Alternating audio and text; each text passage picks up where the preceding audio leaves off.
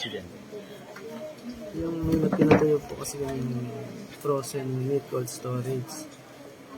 Tapos po, nabanggit ko sa kanya, sabi po niya, meron daw po siyang pinsan na nakapangasawa ng Chinese. Mura po yung palakal niya. Sinabi po sa kanya yung presyo, malayo po talaga yung presyo.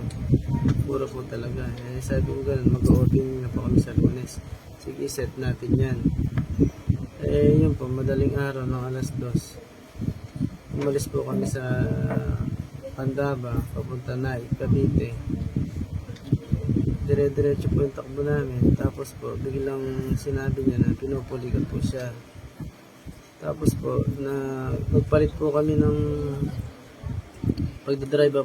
Bago po kami nagpalit ng pagdadrive, umihim muna po kami sa isang halaman. Tapos po, ayun po, sumakay na kami.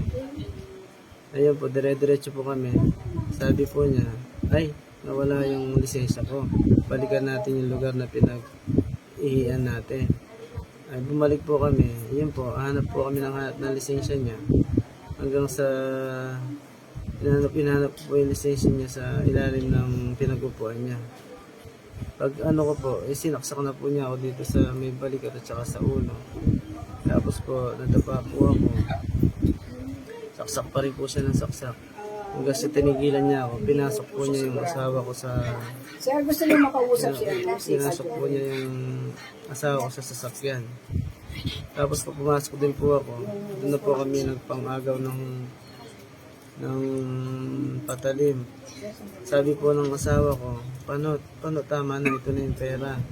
Pero tuloy-tuloy pa rin po yung pagsasaksak niya. Hanggang sa inaagaw ko po yung kutsilyo, hindi ko po maagaw sa kanya. Tapos po, yun po, saksak pa rin po siya ng saksak. Pero nagawa ko po na binato ko po siya ng tumbler. At saka po pumapasok ulit siya, lumabas ulit ako sa sasakyan. Tapos po, lumalabas po siya ng ganun. Sinarado ko po ulit yung pinto para nahilo po siya. Tapos po umatras, sumakay po agad ako sa sasakyan. Pinaandar ko na po. Tapos po may nakita po kaming mga polis agad. Maklola naman po. Nadala po yung asawa ko sa ospital. Kaso, hindi na po umabot. Namatay po agad kasi dito po siya nasaksak. Ayun po yung tunay na nangyari. Meron bang nadalang pera? Meron po, ano po yan eh. Sabi po ng misis ko, eto na panot yung pera, ito na. Ano po yan, tanda-tanda ko po yan. 2 milyon po yan. Pero po, yung na-recover po sa scene, meron pa po sila na-recover na 400 plus. Pero, hindi po nakapasok sa 2M yun. Parang excess po ng misis ko yan. Ayun po, hanggang ngayon po, sana po magka-justisya po yung asawa ko. Anong ginamit yung sasakyan sa pagtakas? Ayun po sa mga nag-imbestiga na naglalakad lang po, para ng mga sasakyan. Sabi po nung isang tanod, "This oras na, hindi na ako namamasada," sabi mo ganun.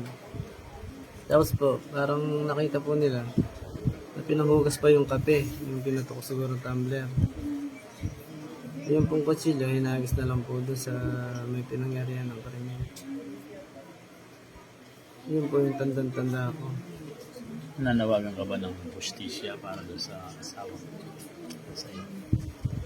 Sana po, magiging po ng justisya yung asawa ko. Sobrang po ginawa nila sa amin. Kailangan po yung asawa ko.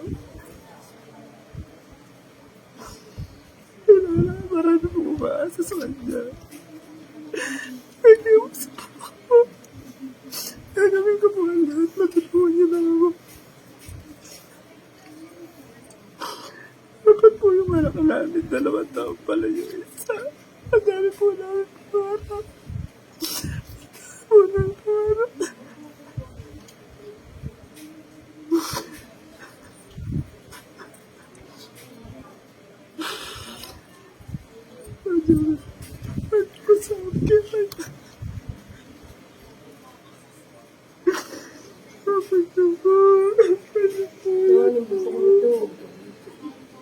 Ano masyadong isipin? Ano masyadong isipin? May stress ka na. Para may stress.